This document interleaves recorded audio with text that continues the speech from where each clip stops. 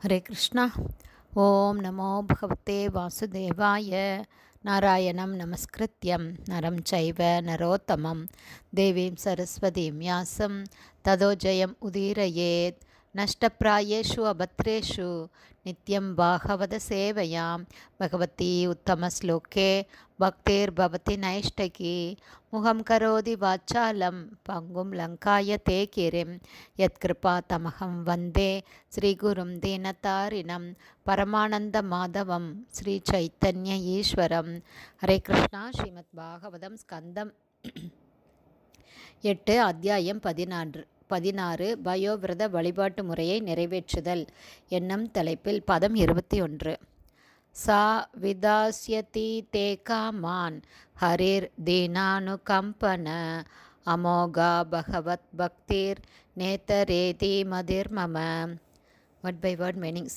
அவர் வாசுதேவன், விதாஷ்யதி சந்தேகமின்றி நிறைவேற்றுவார், தே உனது, காமான் ஆசைகளை, ஹரி பரமபுருஷ பகவான், தீன ஏழைகளிடம், அனுகம்பன மிகவும் கருணை கொண்டவர், அமோகா தவறாதவர், பகவத் பக்தி பரமபுருஷ பகவானுக்கு செய்யப்படும் பக்தி தொண்டு, ந இல்லை இதர பகவத் பக்தியை தவிர மற்ற அனைத்தும், இத்தி இவ்வாறாக, மதி அபிப்பிராயம், மம எனது.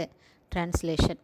ஏழைகளிடம் மிகவும் கருணை கொண்டவரான பரமபுருஷ பகவான் உனது ஆசைகளை எல்லாம் நிறைவேற்றுவார். ஏனெனில் அவருக்கு செய்யப்படும் பக்தி தொண்டு நிலையானதாகும்.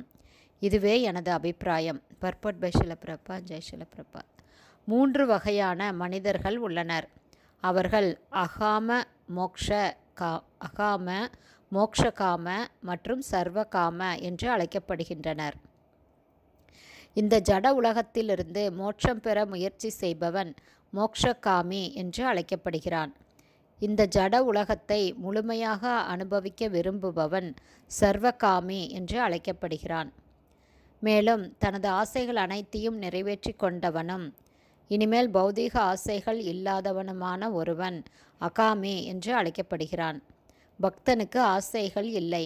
சர்வோபாதி வினிர்முக்தம் தத் பரத்வேன நிர்மலம். பக்தன் தூய்மையடைந்து ஜட ஆசைகளிலிருந்து விடுபட்டவனாக இருக்கிறான்.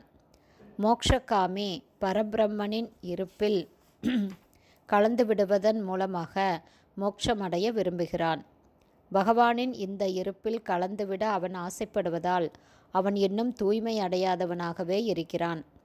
மோட்சத்தை விரும்புபவர்கள் கூட தூய்மையற்றவர்களாக இருப்பதால் பல்வேறு ஆசைகளை நிறைவேற்றிக் கொள்ள ஆசைப்படுபவர்களான கருமிகளை பற்றி சொல்ல ஒன்றுமே இல்லை.